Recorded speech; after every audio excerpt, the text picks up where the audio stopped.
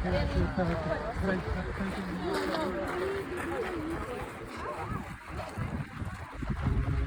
dur zaman geldi.